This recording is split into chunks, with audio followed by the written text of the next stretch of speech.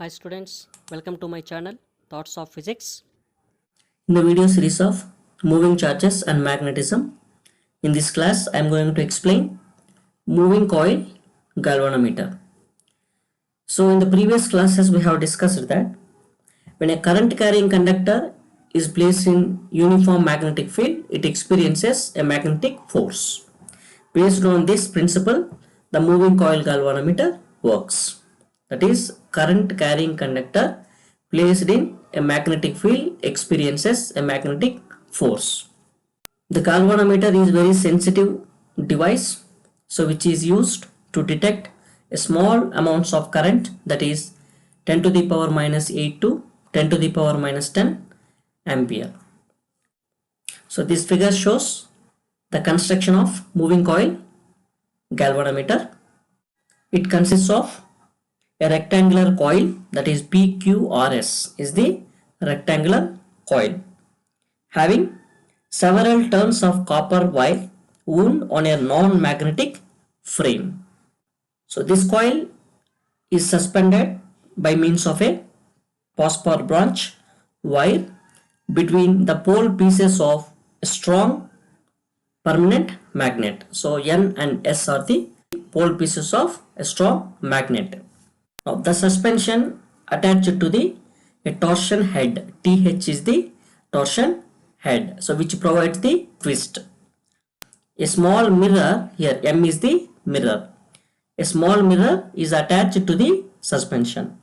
This mirror is used to note the deflection.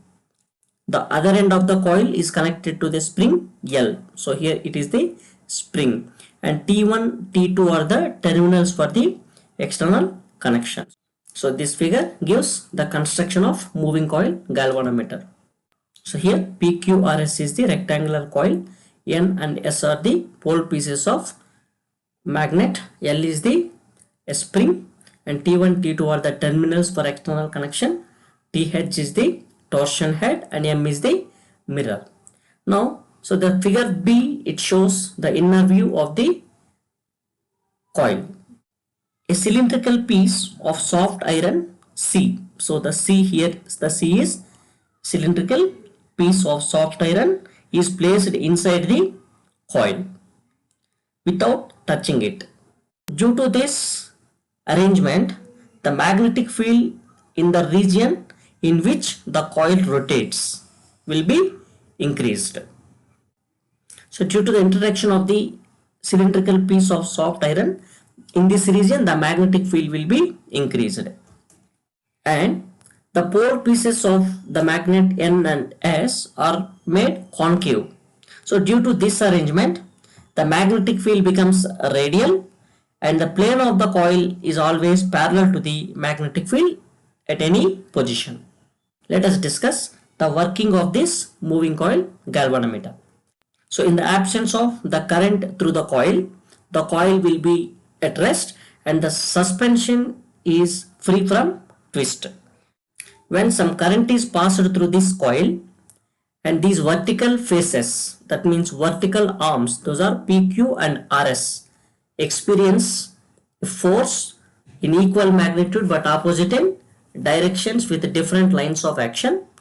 These forces constitute a couple. Due to this couple, the coil rotates in the magnetic field. When the coil rotates, twist will be produced in the suspension, and there will be deflection in the coil. So the deflection in the coil is directly proportional to the current passing through the coil, because the couple is directly proportional to the current. So thereby the deflection also is directly proportional to the current passing through the coil. Now let us discuss the theory of moving coil galvanometer. Now let us consider this PQRS is the rectangular coil having n number of turns. Small n is the number of turns in this coil. This coil is placed between the pole pieces of a magnet. So the coil will be in the presence of uniform magnetic field. So whenever a conductor is placed in the uniform magnetic field, it experiences a force. Here 4 conductors are there. So PQ is a conductor, QR is a conductor, RS and PS also the conductor. So PQRS is a coil. So this coil is placed in the uniform magnetic field. And now the arms QR and PS, these two arms which are in the same direction of the magnetic field. So these lines gives the direction of magnetic field, and QR and PS, these two arms which are in the same direction of the magnetic field. That's why these two arms do not experience any force. And the remaining arms PQ and RS, these two are perpendicular to the direction of magnetic field. So PQ and RS, these two arms experience a force due to the magnetic field. So the force experienced by the arms PS and QR is 0 because these two are parallel to the direction of magnetic field. Now the force experienced by the conductor placed in the magnetic field formula, F is equal to I L B sin theta, where I is the current passing through the coil, L is the length of the coil, B is the magnetic field in which the coil rotates, and theta is the angle between the length and the magnetic field. So now in case of the arms PQ and RS, PQ is perpendicular to magnetic field and RS also perpendicular to magnetic field. So these two arms experiences a force F is equal to ILB sin theta. Actual formula theta is 90 degrees because these two arms perpendicular to the magnetic field. So sin 90.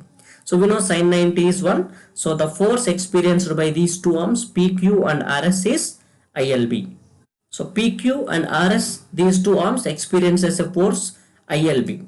So these forces are equal in magnitude but opposite in direction, and the lines of action also different. We have shown in the figure.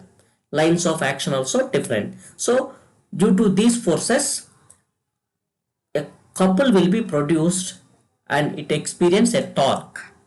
Due to the torque, the coil rotates.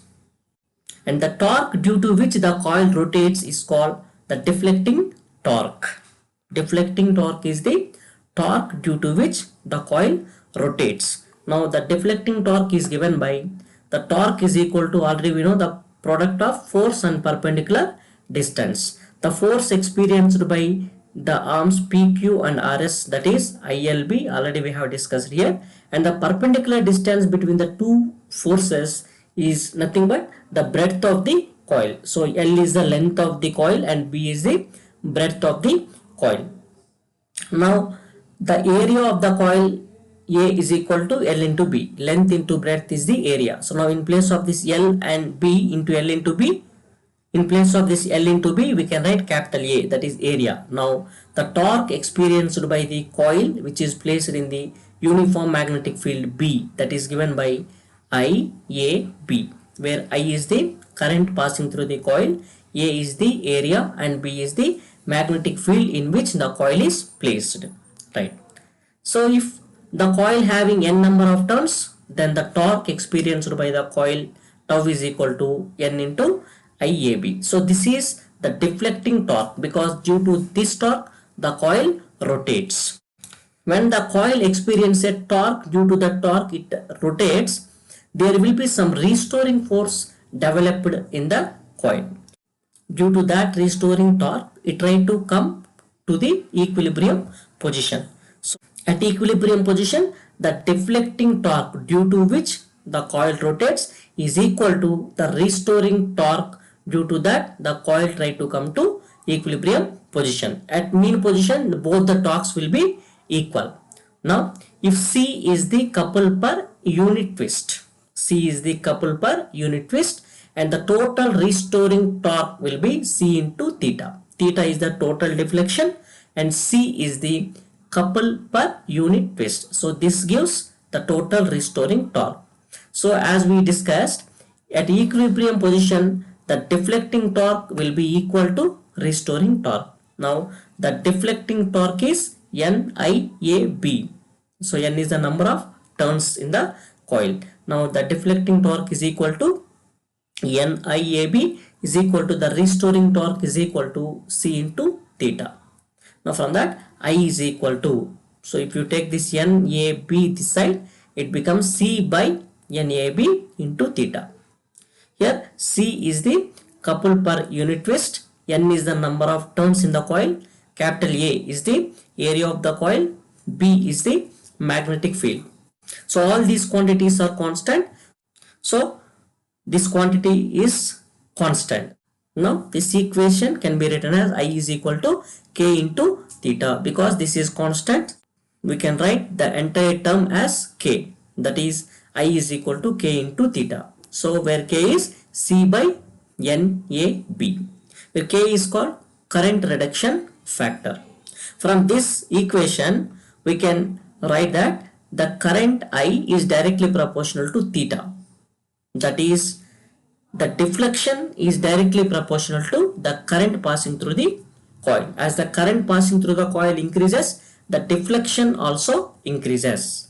Now here let us discuss what is current sensitivity. So from this formula, if you say theta by I is equal to NAB by C. So yeah, this theta by I is called current sensitivity. That is, the amount of deflection per unit current is called current sensitivity. So this is about the moving coil galvanometer construction, working and theory. Thank you.